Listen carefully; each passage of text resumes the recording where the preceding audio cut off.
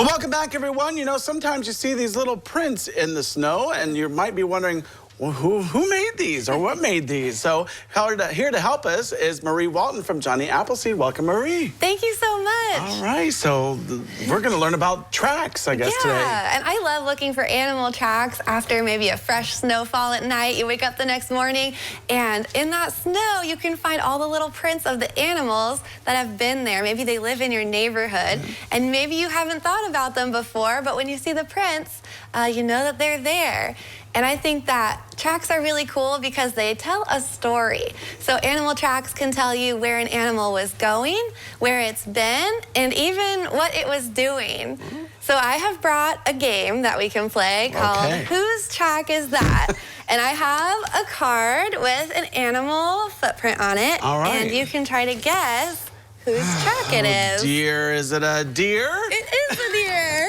Yay. So deers are really cool. They've got their little hooves there, and they don't need to wear snow boots the way that we would, because a deer's hoof is actually made out of keratin, which is the same thing our hair and fingernails are made out of. So they feel the cold a lot less on their feet than we would on our human feet. Okay. So their hooves are really nice for the winter time, and then they kind of slow down in the winter time. So they're still around. We still see their tracks in the snow, but their metabolism slowed and there's a lot less to eat.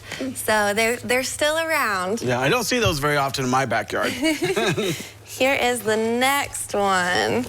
Oh my, that's some sort of critter. I don't know. It's a critter. Is it a squirrel?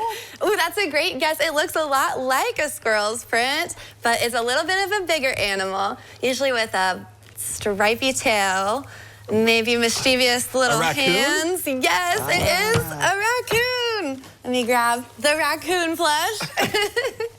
So raccoons are still around in the wintertime. They don't hibernate, but they do something called torpor. So if you think of hibernation as kind of a long winter's nap, torpor is like a series of power naps. So they're going to be going dormant for short periods of time and then kind of waking up to get a little snack. I'm kind of the same way.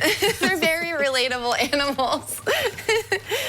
All right, my next animal track. Oh. It's similar, right? You were really close with this on Chipmunk? the last one. I don't know. Not a chipmunk. I really don't know. It was it is a squirrel, but it's a gray squirrel. It's actually really similar. It's got kind of a tiny hand and a tiny foot. I think it looks really a lot like the raccoon, just smaller. It does. Yeah. A lot of times you see these on logs near trees in the snow, which makes sense.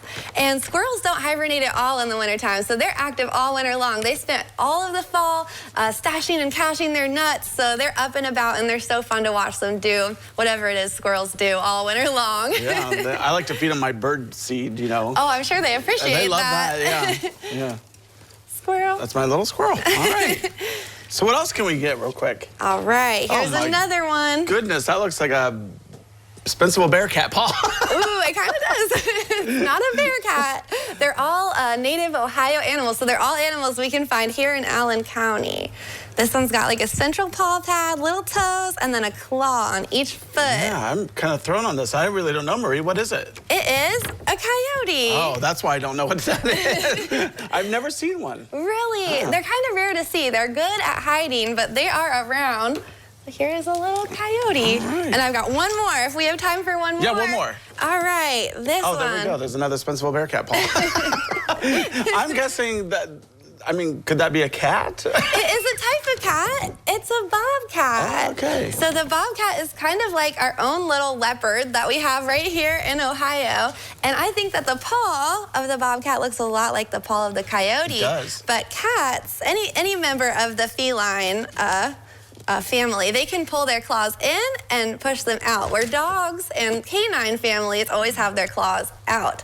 So if you see similar paw prints, look for if it had claws out or claws in, and that can at least help you narrow it down, canine or feline. Yeah. And then if there's no claws and it's big like this, that's a bobcat, and we do have them here in Allen County, so that's super exciting. Very interesting. Well, Marie, thank you for coming on today. And if we see any of these prints in the snow or just in the mud or whatever, then the mystery has now been solved. So, Marie, thank you for coming on today. Thank you so much. All right, well, don't go away because we have more when we return.